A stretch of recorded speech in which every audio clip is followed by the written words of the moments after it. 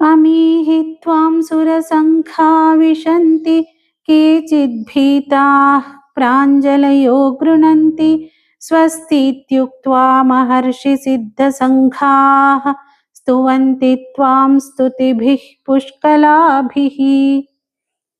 హే భగవాన్, దేవతా సమూహాలు నీలో ప్రవేశిస్తున్నాయి.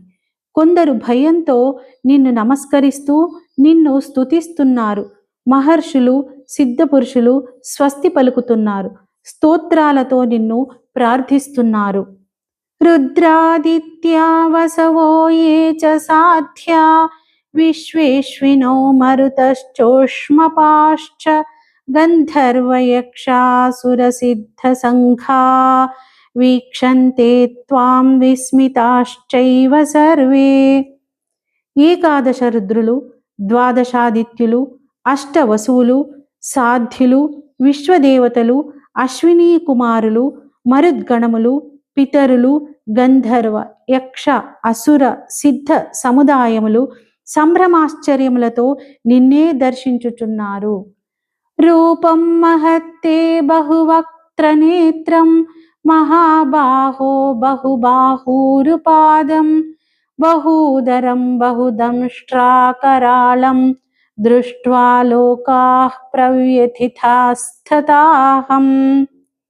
హే మహాబాహో, అనేకములైన ముఖాలు, నేత్రములు, చేతులు, తొడలను, పాదములను, ఉదరములను, కోరలను కలిగిన మిక్కిలి భయంకరమైన నీ రూపమును చూచి అందరూ భయంతో వణికిపోవుచున్నారు.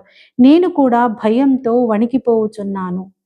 నభస్పృశం దీప్తమనేకవర్ణం వ్యాత్తాననం దీప్త విశాలనేత్రం దృష్ట్వా హి త్వాం ప్రవ్యథితాంతరాత్మా ధృతిం న విందామి శమం చ విష్ణో.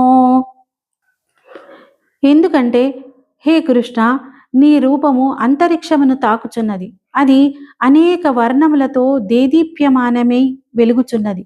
కాంతులను విరజిమ్ముచున్న విశాల నేత్రములతో విస్తరించిన ముఖాలతో అద్భుతంగా ఉన్నది.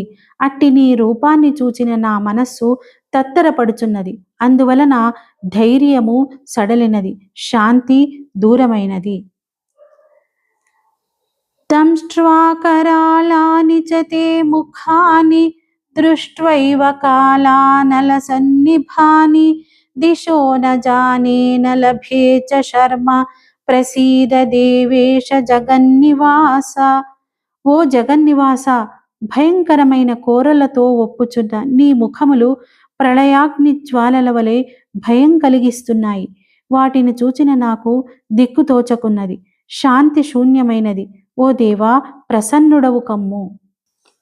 అమీ చ త్వాం ధృతరాష్ట్రస్య పుత్రాః సర్వే సహైవావనిపాలసంఘైః భీష్మో ద్రోణః సూతపుత్రస్తథాసౌ సహస్మదీయైరపి యోధముఖ్యైః వక్త్రాణి తే త్వరమాణా విశంతి దంష్ట్రాకరాళాని భయానకాని కేచిద్విలగ్నా దశనాంతరేషు సందృశ్యంతే చూర్ణితైరుత్తమాంగైః.